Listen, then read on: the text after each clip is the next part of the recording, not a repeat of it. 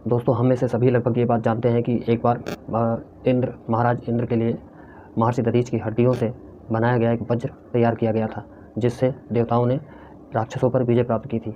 ये तो हम सभी जानते हैं, लेकिन हम में से बहुत से लोग ये नहीं जानते हैं कि उस समय एक अद्भुत घटना घटी थी उनकी मृत्यु के बाद, यानी महर्षि दधीच की मृत्यु के बाद। तो आज मैं उसी का प्रसंग आपको सुना रहा हूँ, कृपया ध्यान से सुनिए। तो ये उस समय की बात है जब महर्षि दधीच की अस्थियों का पिंडदान का समय चल रहा था। तो उसी टाइम सभी देवी देवता सब उपस्थित थे और शमशान के भीतर का दृश्य था ये, जिस समय उनका पिंडदान चल रहा था। तो उस समय उनकी पत्नी, यानी उनकी पत्नी जो है बहुत दुखी हो गई थी और बहुत चिंतित दिखाई दे रही थी। और इस चिंता के कारण उस समय लोगों का, पहले प्राचीन समय में हम लोगों के यहाँ सनातन धर्म में एक प्रथा होती थी कि लोग जब पति का अंत हो जाता था, पति की मृत्यु हो जाती थी, तो उस समय पत्नियां भी अपने आप को पति के चिता की राख के साथ साथ अपने आप को भी जीवित जला देती थी।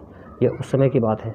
और जिस समय महर्षि दधीचि का पिंडदान चल रहा था, उस समय उनके एक बालक था। उस बालक की आयु मात्र 1 से 2 वर्ष की आयु थी। अब उतने छोटे बच्चे को छोड़कर उनकी पत्नी ने फिर उस बच्चे को उठाकर एक पीपल के, जैसे आपने देखा होगा कई बार ऐसे वृक्ष होते हैं जिनमें जो है जिनके तने में एक जगह सी बन जाती है, एक स्थान बन जाता है। तो ऐसे ही एक कोटर बन गया था, उसको कोटर बोलते हैं। कोटर के अंदर में उस बच्चे को छोड़कर महर्षि दधीच की पत्नी, वो भी अपने आप को जीवित चिता में उन्होंने जला दिया। अब उनका बच्चा अनाथ हो गया, वो अकेले पड़ा रहा है। कई दिनों तक उसने जो है पीपल के पत्ते या पीपल की गोंद खाकर उसने अपना जीवन यापन किया, उस बच्चे ने। इस तरह से कुछ दिन गुजरे। उसके बाद धीरे धीरे वो बच्चा बड़ा होने लगा, वही पीपल के पत्ते और गोंद और इस तरह के प्राकृतिक वनस्पतियाँ खाता रहा छोटे बचपन से ही वो। और कुछ दिन जब गुजरे तो एक बार वहाँ से नारद मुनि गुजरे, और नारद मुनि ने उस बच्चे से पूछा कि कौन है आप बेटा, आप कौन है बच्चे, आप कौन हो। उस बच्चे को कुछ भी नहीं पता था कि उसके माता पिता क्या हैं। वो तो बहुत ही छोटी आयु में उसके माता पिता का ऐसा हाल हो गया था, उसके माता पिता छोड़कर चले गए थे।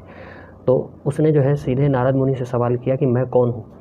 नारद मुनि आश्चर्यचकित हो गए कि ये बच्चा कैसे है।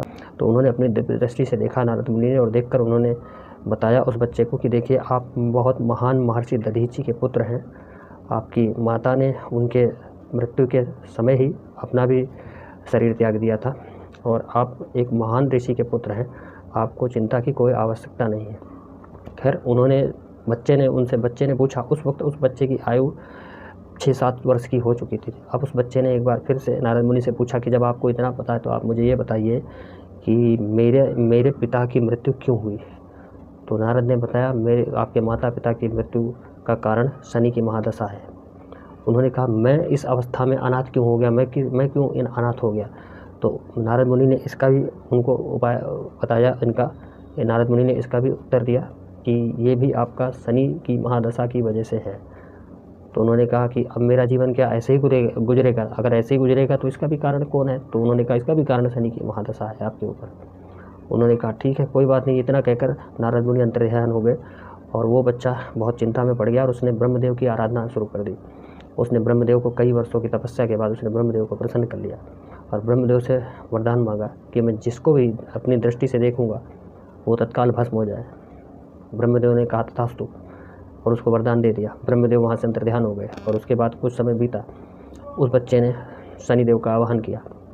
उसके बाद शनिदेव उसके समक्ष प्रकट हुए, और जैसे ही शनिदेव प्रकट हुए उसने अपने आँखों को खोलना शुरू किया। जैसे जैसे अपनी आँखें खोली वैसे वैसे शनिदेव का भस्म होना शुरू हो गया। शनिदेव जलने लगे, जिस हो जाएगा। तो उस वजह से कई सारे देवी देवता ने आकर उनसे विनती करने लगे। उसके बाद सारे ब्रह्मदेव के पास गए। ब्रह्मदेव भी उनके पास आए और उनसे कहने लगे उस बालक से कि पुत्र, आप जो भी चाहते हैं, इसके अलावा कोई और वरदान हमसे ले सकते हैं, लेकिन इनको छोड़ दीजिए, आप इनको रहने दीजिए, नहीं तो ये सृष्टि का विनाश हो जाएगा, सृष्टि का चक्र बिगड़ जाएगा।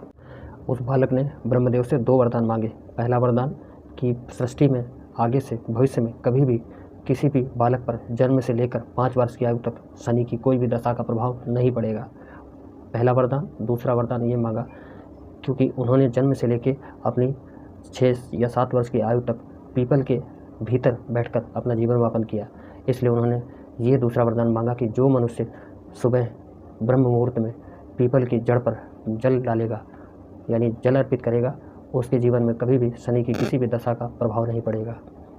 ये 2 वरदान आज के मनुष्य के लिए भी बहुत लाभकारी सिद्ध हो सकते हैं।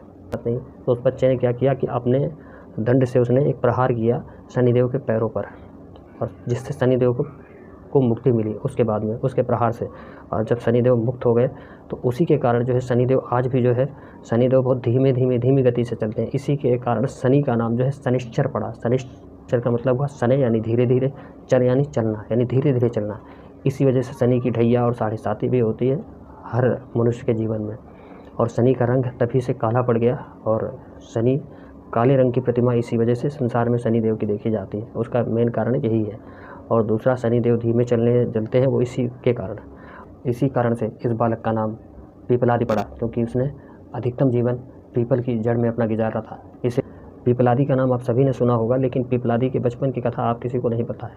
ये कहानी आपको कैसी लगी अपने मित्रों के साथ शेयर करिए, और सभी को बताइए कि इन हमारे सनातन धर्म में कितने बड़े बड़े रहस्य छुपे हुए हैं, और जिसको आजकल कोई भी नहीं समझता है। धीरे धीरे हमारे सनातन की चीज़ें लुप्त होती जा रही हैं। तो ये चीज़ें हमारी जैसे कि तैसे बनी रहें, इसके लिए आप सभी को योगदान करना पड़ेगा। आप सभी धार्मिक कथाएं सुनो, पढ़ो और अपने बच्चों को भी प्रेरित करो, जिससे कि हमारा वर्तमान, हमारा जो भविष्य है, हमारे बच्चों का भविष्य है, वो सब उज्जवल हो सके। धन्यवाद।